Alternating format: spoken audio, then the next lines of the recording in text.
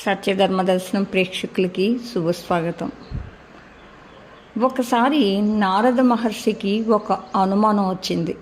నారాయణ నామస్మరణ వల్ల ప్రయోజనం ఏమిటి? వెంటనే మహర్షి వైకుంఠం వెళ్ళి తన అనుమానమును శ్రీమన్నారాయణుని ముందుంచాడు.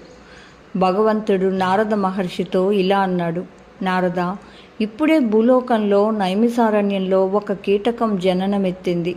దానిని వెళ్ళి అడుగు అని ఆ కీటకాన్ని చూపించాడు. భగవంతుడి ఆనతి మేరకు నారదుడు ఆ కీటకం దగ్గరకు వెళ్ళి నారాయణ నామస్మరణం వల్ల ప్రయోజనం ఏమిటని ప్రశ్నించాడు. వెంటనే ఆ కీటకం గిలగిలా కొట్టుకొని చనిపోతుంది. విచారంగా నారద మహర్షి వైకుంఠం తిరిగి వెళ్ళి జరిగిన విషయం శ్రీమన్నారాయణునికి విన్నవించాడు.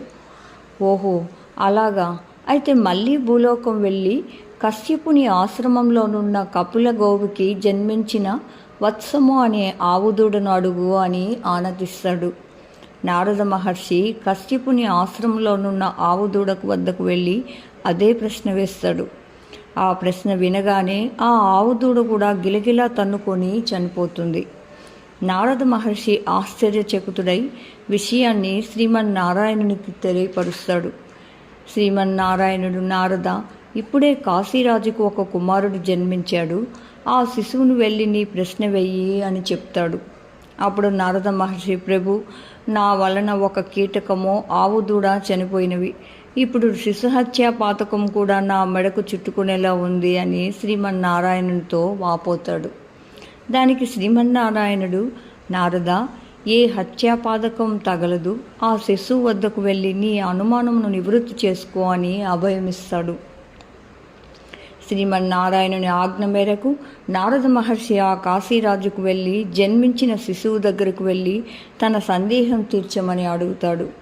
అప్పుడు ఆ శిశువు పకపక నవ్వి, ఓ మహర్షి, నేను అనేక జన్మల్లో చేసిన పాపాల ఫలితంగా నీచమైన కీటక జన్మ ఎత్తవలసి వచ్చింది. ఆ జన్మలో నీవు వచ్చి నారాయణ అనే నామం నా చెవిలో పడవేశావు.